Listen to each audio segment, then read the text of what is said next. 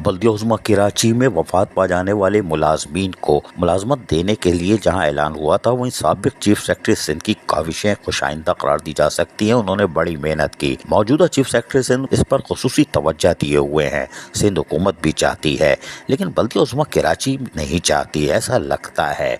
यही वजह है कि हमने बताया था कि इनके इंटरव्यूज भी हुए थे, लेकिन वो मुलाजमीन कहते हैं कि हमारा क्या बनेगा, तुम्हारा मकबरा भी नहीं बनेगा। जब नौकरी नहीं तो पैसा नहीं, पैसा नहीं तो मकबरा कैसा। यहाँ तो रिटायर मुलाजमीन के मकबरे नहीं बन रहे, जो मर गए उनके बीवी बच्चे फाके कर रहे हैं, कोई बात नहीं। लेकिन बल्दिया उज़्मा कराची डिसीज कोटा एम्प्लॉयज एक्शन कमेटी का क़याम अमल में आ गया है, ये खुशाइंदा बात है। कमेटी के कन्वीनियर अमीन रिंद और मोहम्मद कलीम के हमने सजन यूनियन के सदर सैयद जुल्फ़िकार शाह से उनके दफ्तर में मुलाकात करके इन्हें डिसीज कोटे पर मुलाजमतों के सिलसिले में फाल किरदार अदा करने पर शुक्रिया अदा किया, मुबारकबाद भी पेश की और 15 रोजा डेडलाइन की मुकम्मल हिमायत का यकीन दिलाया और एहतजाज की सूरत में तमाम मुतासरीन के हमरा शरीक होने की भी यकीन दहानी करवा दी है। सैयद जुल्फ़िकार शाह ने इस मौके पर कहा कि वो इस सिलसिले में सेक्रेटरी बल्दियात से भी मुलाकात कर चुके हैं, जबकि एडमिनिस्ट्रेटर बल्दिया उज़्मा कराची और मेट्रोपॉलिटन कमिश्नर को आगाह कर चुके हैं कि हम दमादम मस्क कलंदर करने जा रहे हैं, फिर शोर नहीं करना, कोई बात नहीं।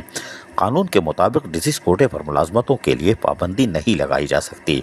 इस सिलसिले में DMCs और डिस्ट्रिक्ट काउंसिल के मुलाजमीन को मुलाजमतें फराहम कर दी गई हैं, लेकिन KMC में 400 से ज़ायद फौतगी कोटे के केसेस इल्तिवा का शिकार हैं। तमाम कार्रवाइयाँ मुकम्मल होने के बावजूद भी इस सिलसिले में कुछ नहीं हो रहा। ताहम 15 रोज में मसला न हल ना होने पर एहतजाज किया जाएगा। ये बातें अब सामने आ गई हैं, बल्कि ऐलान हो गया है। इस मौके पर शकील अहमद, राजा आसिम शहजाद और रेहान काजी भी मौजूद थे। अजीज आरिफ, KBS बल्दियाती न्यूज़ कराची।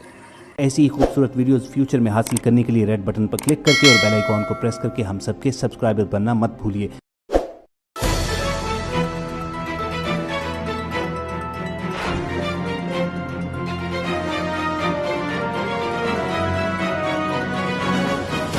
KBS बल्दियाती न्यूज़।